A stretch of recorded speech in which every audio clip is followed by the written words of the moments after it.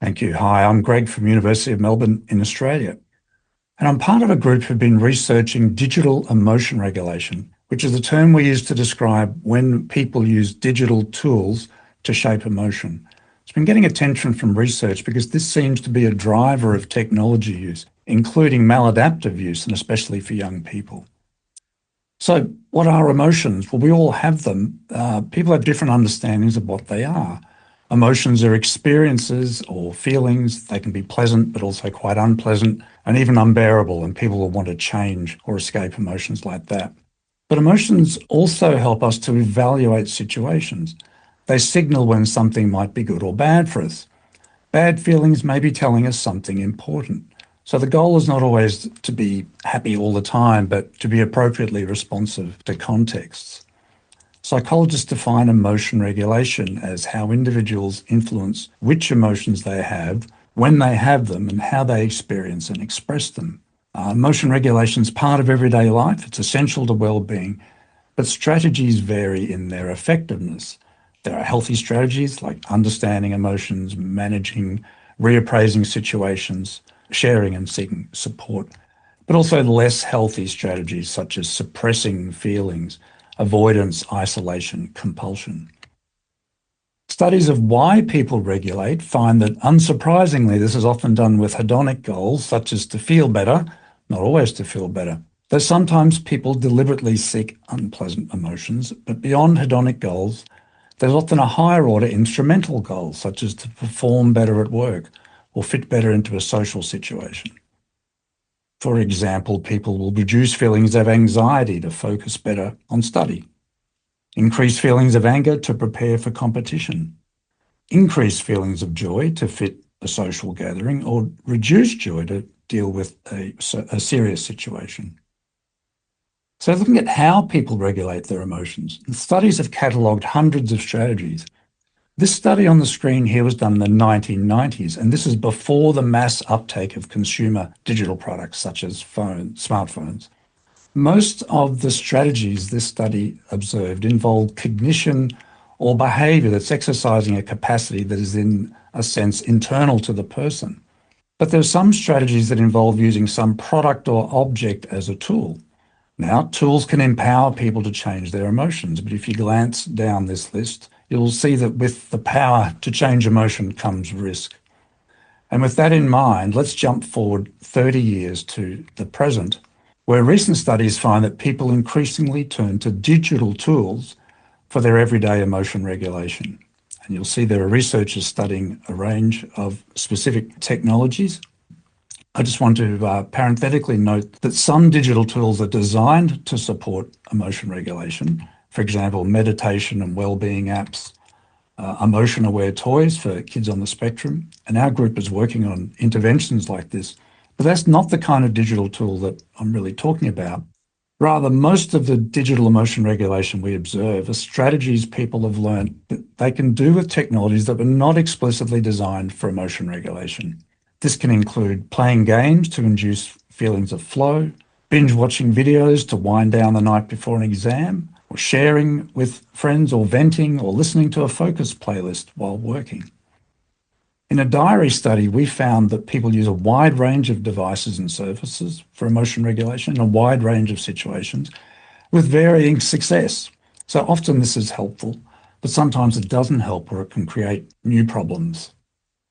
So what is it about digital products that makes them so effective in managing how the user feels? We think it's a combination of several factors. First, these tools offer frictionless, instant access to a range of resources, including emotion modulating media, like we used in the old days, but now you've got it all the time, along with social support, sharing of emotion with others. Portable network devices make these resources available virtually anywhere and any time. So these becomes very powerful. Devices such as phones bring together multiple resources into one platform, which allows an individual to create a personalised toolkit that works for them and that they can carry everywhere they go. And finally, a lot of these tools are learning what users like and what keeps them engaged. That's learning at a population level and also learning about you as an individual user. Focusing on adolescence, one of our studies discovered that up to 50% of phone use is in service of emotion regulation, although the benefits of that tend to be short-term. That was backed up by a study by Scott and colleagues looking at adolescent digital emotion regulation that found that this can lead to people feeling good now, but they often feel worse the day after they engaged in this kind of emotion regulation. And Hollenstein and Faulkner observed interactions between the online and the offline context. So they're saying people experiencing emotions offline but using online resources to regulate those, but also vice versa and all the possible combinations. So if technology use gets out of control, what can we do? Well, the digital emotion regulation concept suggests a new way to look at technology overuse or problematic use. Digital ER means that someone is using a technology to deal with an emotion that's been generated by some situation. And this sets up opportunities for understanding this process and intervening. A person who's using technology more than they want could ask, well, am I doing this because I'm dealing with an emotion? What is the emotion? What exactly am I feeling? And what is the situation that's making me feel this way? Is this a situation that I can change or avoid? If it isn't, is it possible that I could be interpreting, appraising the situation differently to generate a different response to it? And if I can't do that and I've got this emotion that I'm trying to deal with, can I learn a more effective way of dealing with it, perhaps a non-digital way of doing that? So we think that if there is maladaptive digital emotion regulation, forced abstinence may not be the most effective response. Instead, the goal should be to find, learn, and use better emotion regulation strategies. For young people who've mostly known digital regulation practices, it might be helpful to focus on non-digital practices. So young people should be learning strategies that work, identifying emotions, relaxation, breathing, mindfulness, reappraisal, and journaling. And the parents and significant adults can be helping young people to learn these strategies, helping them to regulate, co-regulating. This might be as simple as talking with a young person through a situation they're facing and the emotions it's generating for them, and talking to them about their technology use and whether there are alternatives. And of course, parents should be modeling good emotion regulation strategies as well. So we support this proposal by researchers in Europe to bring together these existing digital literacy and emotion literacy programs, since the digital realm and the emotion realm now basically overlap. I mentioned digital interventions earlier, and these will help some people.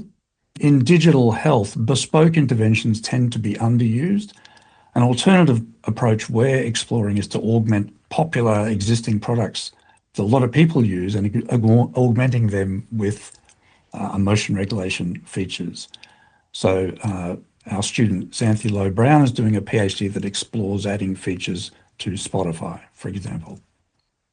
What's on the horizon? Well, emerging technologies are likely to be used for emotion regulation, for better or worse. One to keep an eye on will be AI-powered chatbots.